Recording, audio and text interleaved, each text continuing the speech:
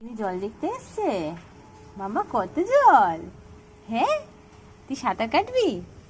হ্যাঁ রে, কি নিচে কি দেখছিস? বলে জল। হ্যাঁ, গিনি এসে হাঁ হয়ে গেছে। এত জল, কত হাঁ হয়ে গেছে গিনি, হাঁ। কত জল মাম্মা? আ গিনি কি করছে? গিনি জল দেখছে। ওলে বাবালে, জল, কত জল! হ্যাঁ,